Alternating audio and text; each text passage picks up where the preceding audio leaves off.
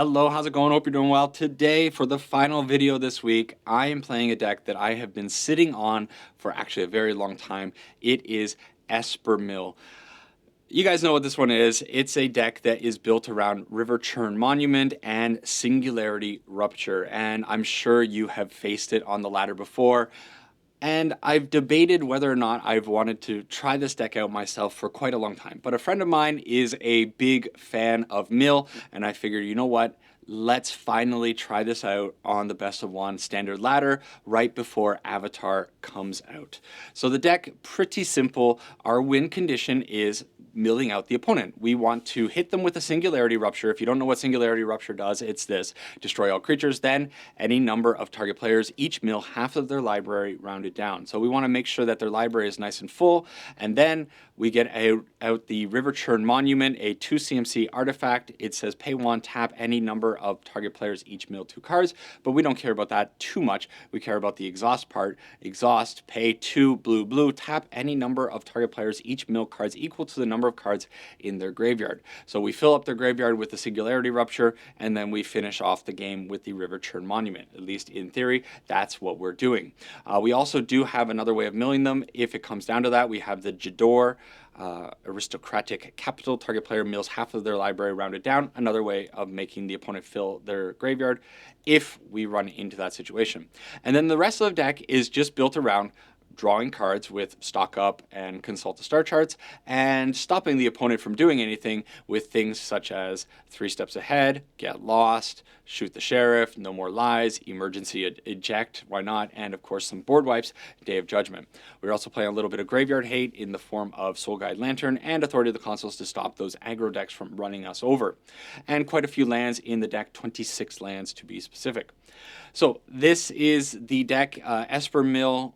Let's try it out. I'm just going to kind of see how it plays because I haven't played it too much, and I want to see how the other side lives when they're playing these heavy control decks. See you over in the games. All right, game number 1 against Rook. See how Mill goes. We're turning into everything we hate. Opening hand, 2 lands, stock up. I think it's probably fine. We're 26 lands. We're going to draw into something. We have 2 Day of Judgments to wipe the board. We should be super fine. So opening Authority of the Consuls and go opponent. Good luck. Before I forget, as usual, like, subscribe, leave some comments, all that good stuff. I do appreciate everybody coming into the channel, as always, helping this thing grow ever more. And I don't know. Things have been weird this week. The ban announcement, of course, rolling out. Do you guys have any feelings about that? I asked in the last video, the new mono red or no nemesis mono red deck. Hopefully that video ended up doing well. And we got Avatar right on the cusp of release. It seems like people are pretty excited about that set. They seem like they like what they're seeing in that set. So definitely a lot more positivity around it compared to what people were feeling with the Spider-Man set. Okay, Rook is on Sephiroth, and we are okay. We'll be fine. We got to shoot the sheriff for the Sephiroth if it ends up coming out this turn. We'll definitely try to blast it. It is instead a Snarling Gorehound. So we could be a little bit in trouble against the Sephiroth deck because they want to fill the graveyard and bring everything back with Raise the Past. So I'm not sure how this matchup actually ends up going. Okay.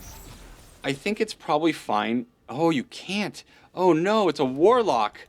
Bamboozled by the Shoot the Sheriff. Ho ho. Imagine that world. Okay, so do we just end up drawing here, or do I try to go with the board wipe? I think I just draw. It's fine. I'm at 21 life. I feel pretty safe. I do want to find a bunch of lands, so we'll grab this, and we'll probably just grab another stock up. Stock up into stock up. That's the way to play, right?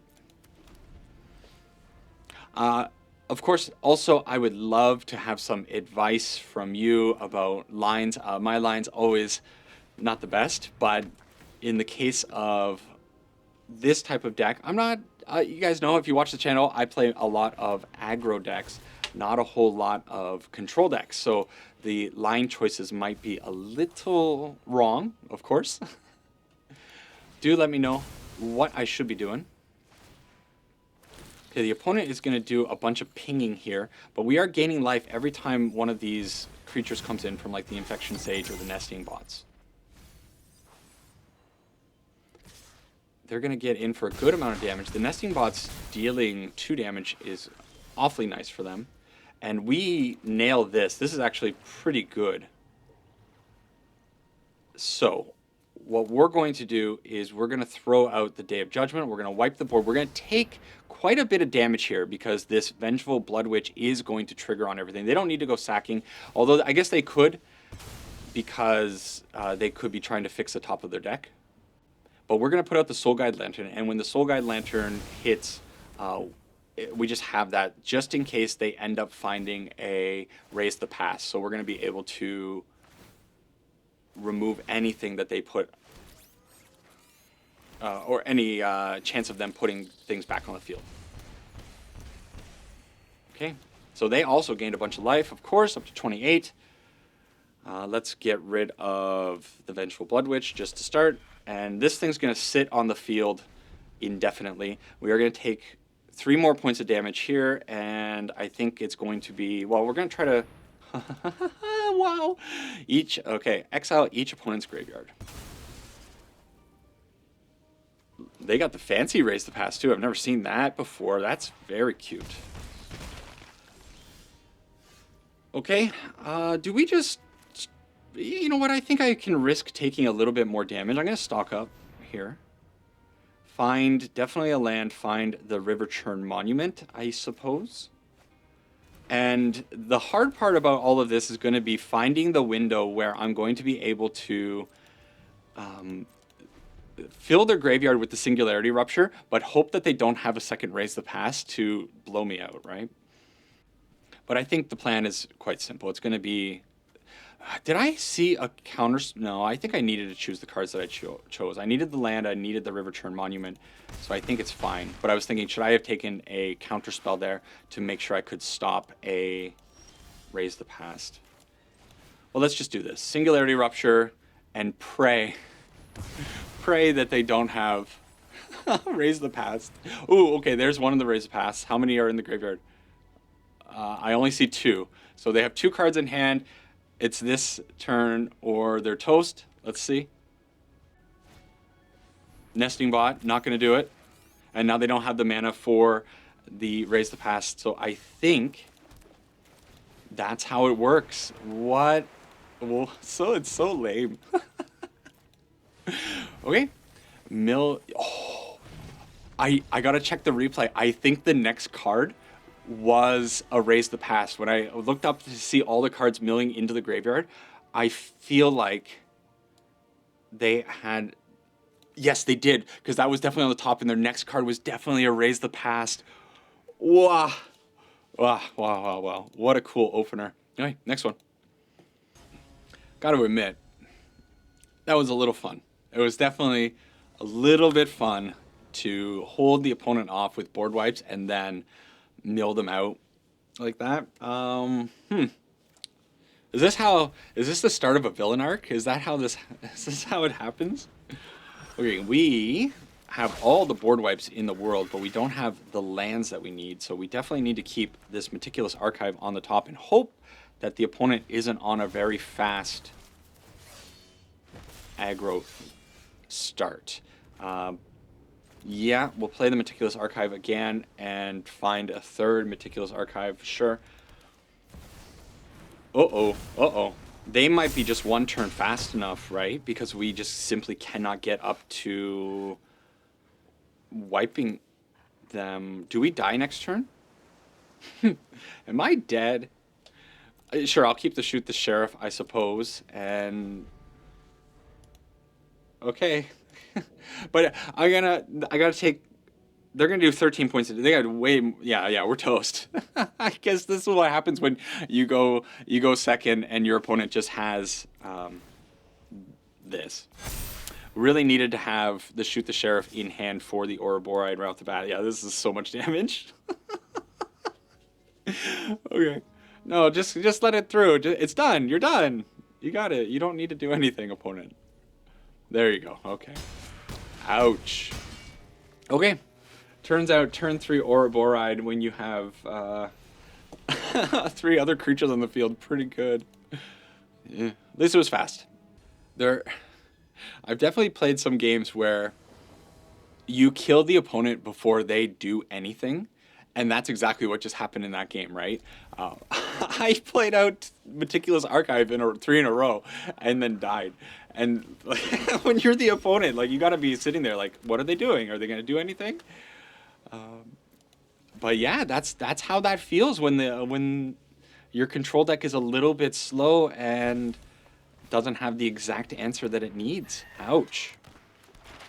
Okay, this time the opponent on a Simic plan. It's possible that they have the mutation card that can counter the Day of Judgment, but I think I'm going to have to try to slam it through.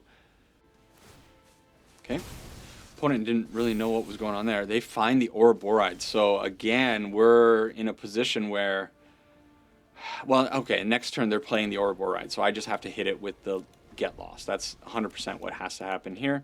I can't possibly let that be on the field.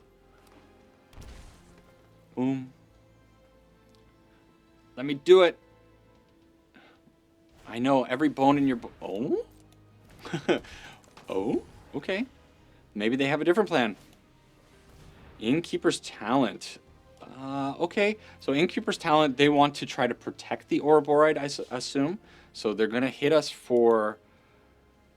Oh, yeah, okay. They'll hit us for 3 damage here, I suppose, right? They're going to get +1 here. They're going to tap the Drunith with the Gene Pollinator and go that way. You know what? I didn't think about this, but putting the +1/+1 counter on the Drunith to get her closer to doubling up something is very interesting, very cute. Okay. Sure. I don't know what I was looking at there.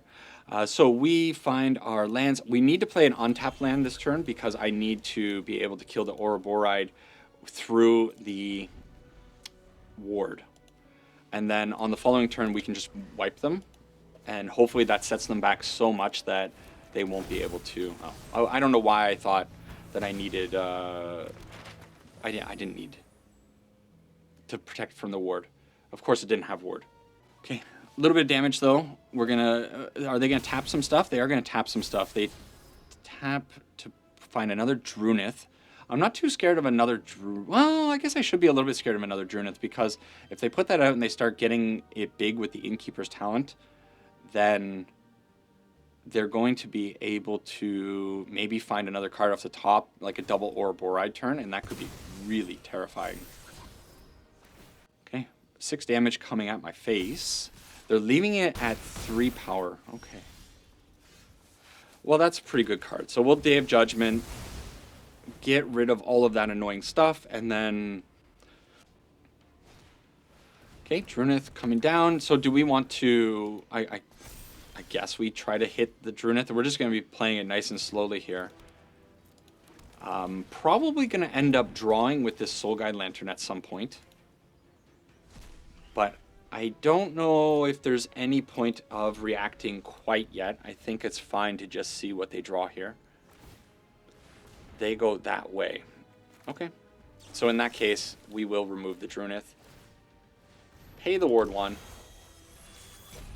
And yeah, they do have a very, very scary Innkeeper's Talent sitting on the field. I do have to be aware of that.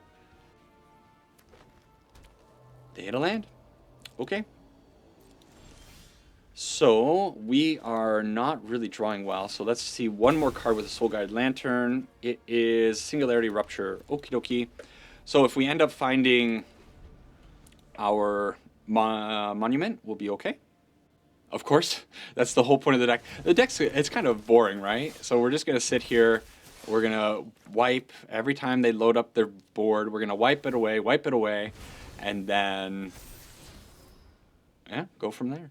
Hey, Frenzied Bailiff on the top of the library is going to be kind of terrifying. Oh, I get to get rid of the Frenzied Bailiff with the Singularity Rupture. How delightful. All right. If that isn't tilting, I don't know what it is. Imagine we get rid of the Frenzied Bailiff and the next card that they draw is going to be a land. Let's see. Fully tilt out the opponent. Make it a land, make it a land, make it a land. Yes.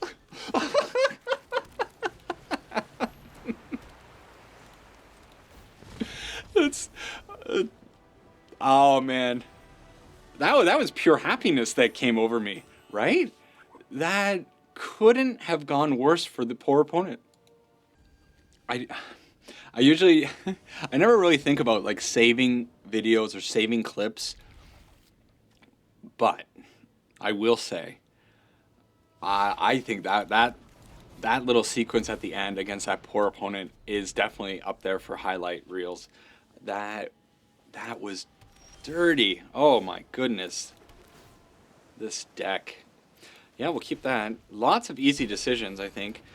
Just throw out these authority. The consoles, maybe they're on life game, maybe not. Okay, maybe it's in a, oh, maybe we're in a control mirror, which, okie dokie. I guess I'll just keep passing it back to the opponent, try to look for an opening where I can hit this consult. No, okay, we are against the big bad synthesizer artifacts. Didn't get touched by the ban announcement, which was a very, very surprising thing for me.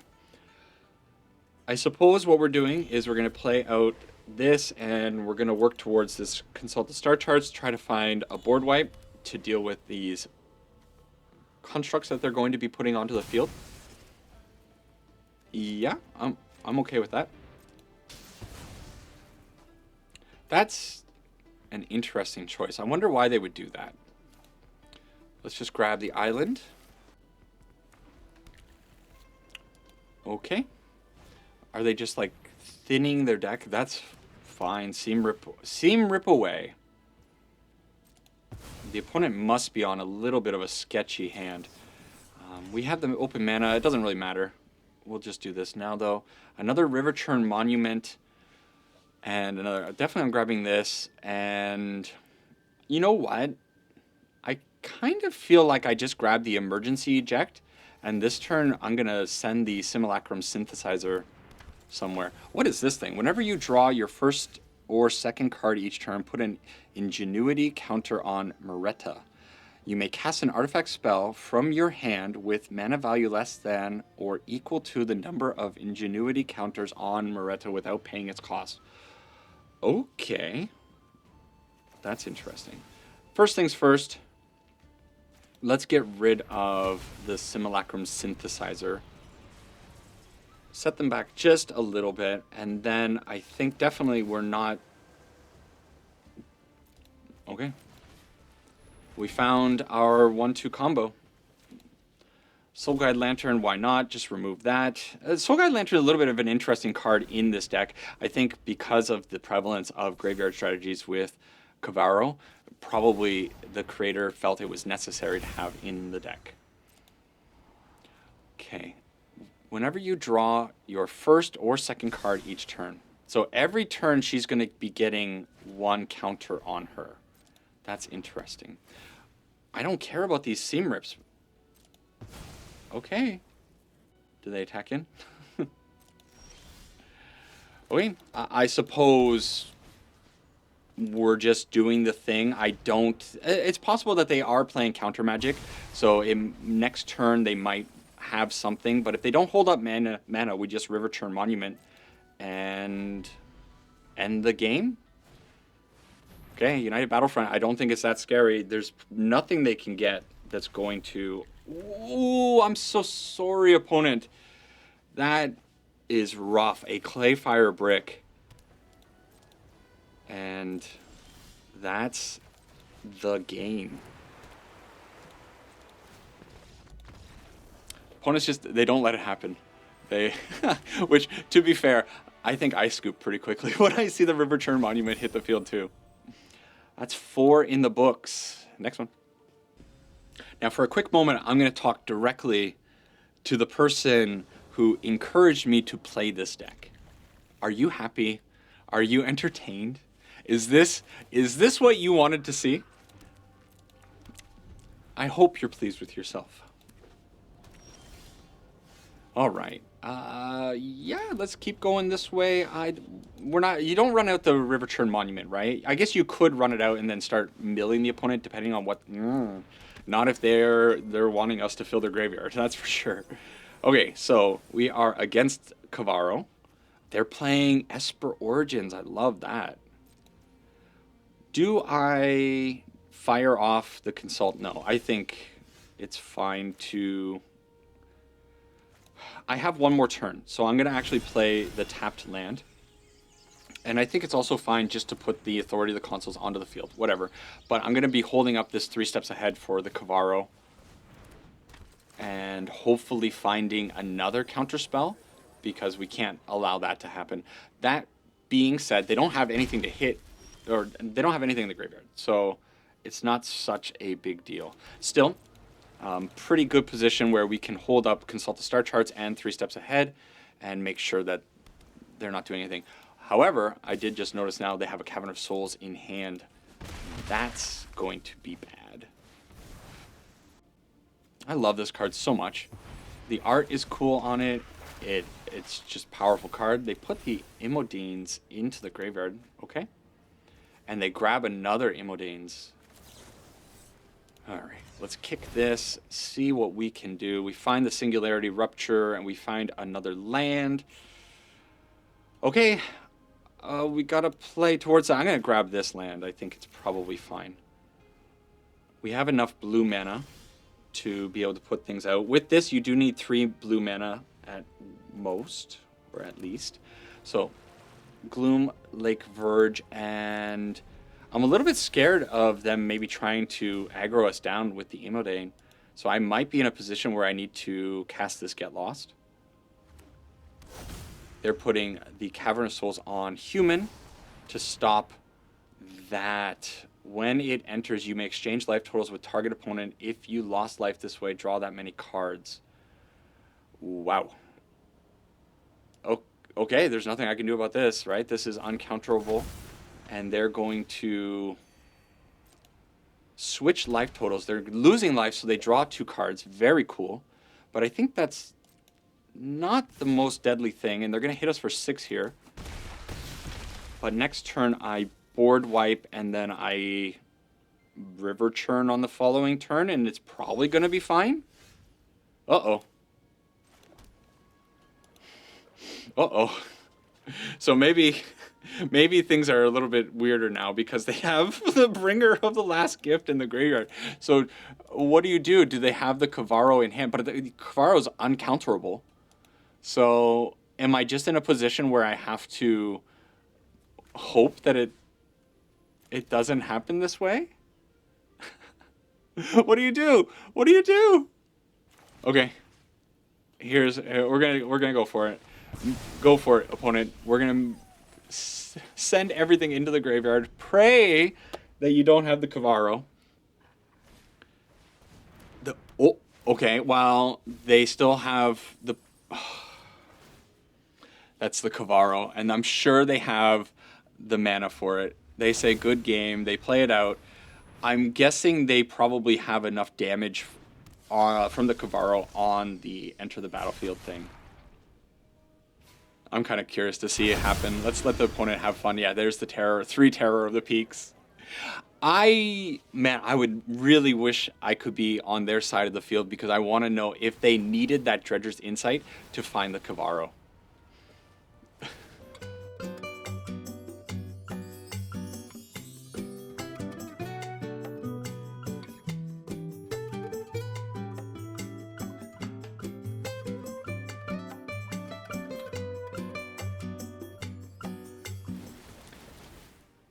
95 triggers on the stack. 95 triggers. Imagine that.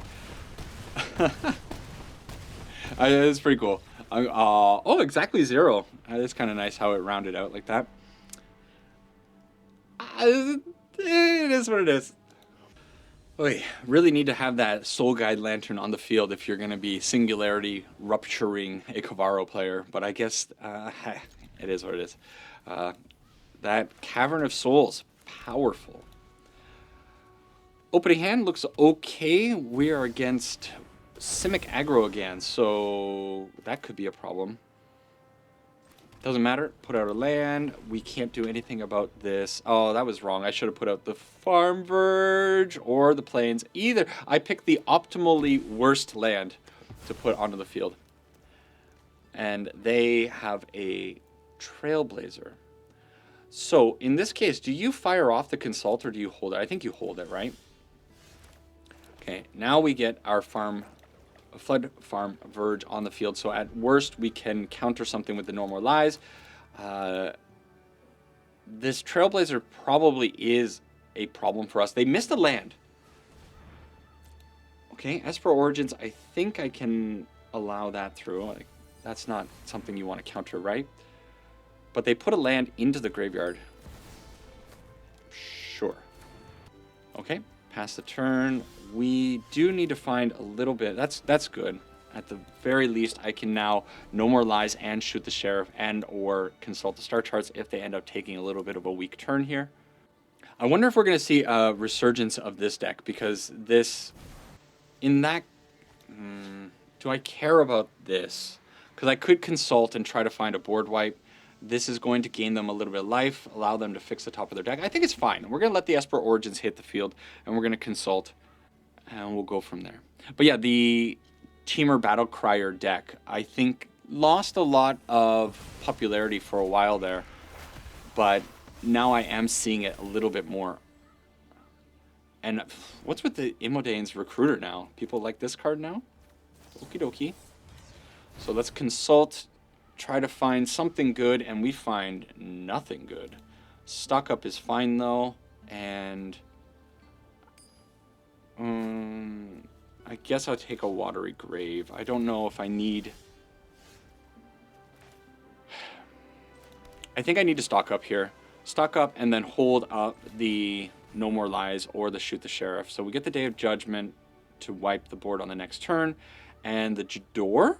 Do I take this and then use this as my Riverchurn or my Singularity Rupture? Yeah? Okay, let's do that. So we got to keep them off balance for just a few more turns. I think the plan is going to be... we have enough mana. So we can throw... We have enough blue mana. I want the untapped land. It's fine. So we're going to No More Lies some nasty thing that they try to put out here. Then we're going to try to board wipe on the following turn. Then I think following turn there, Jador into the Riverchurn is going to be our plan. Let's let that happen. They have a ton of mana to work with this turn. Let's let that happen.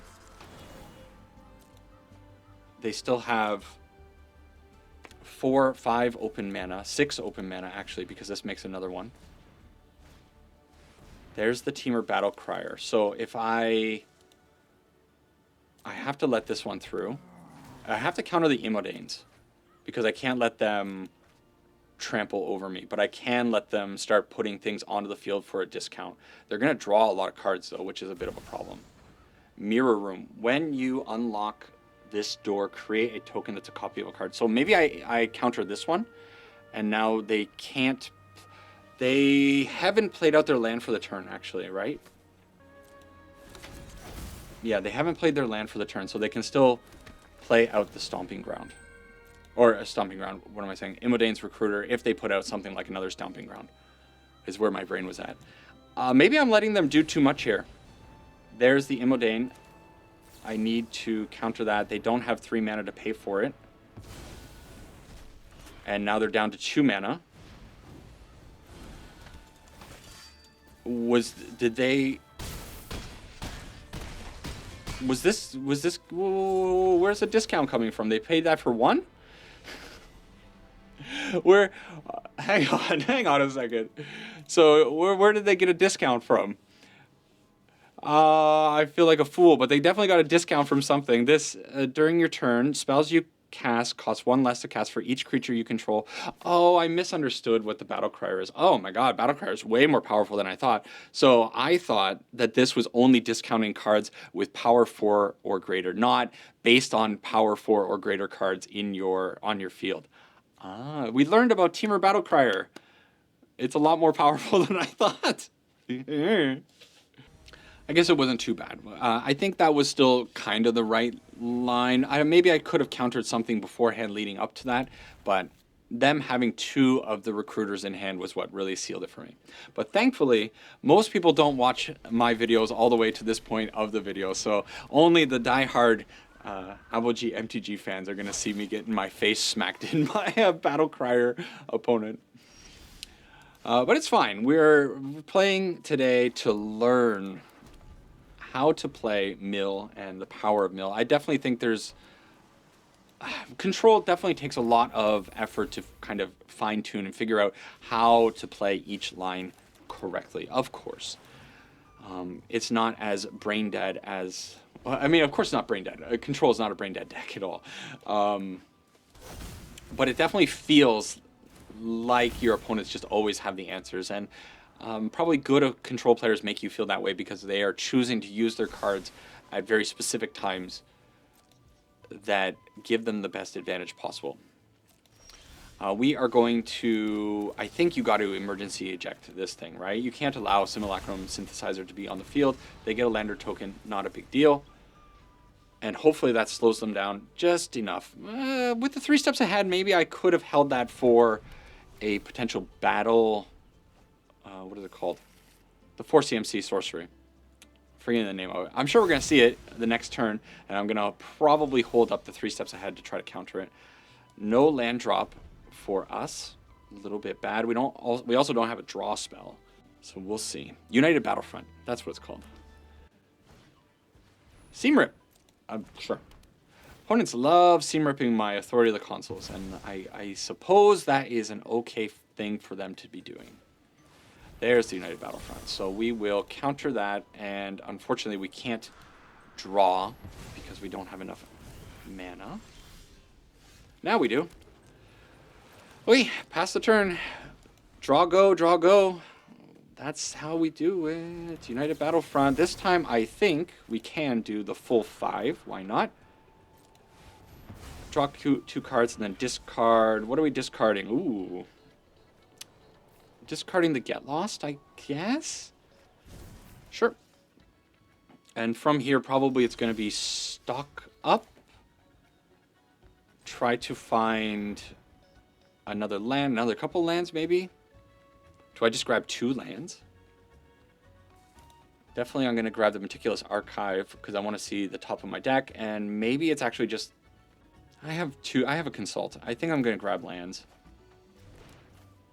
Was that right? Do you always just grab lands? Okie dokie.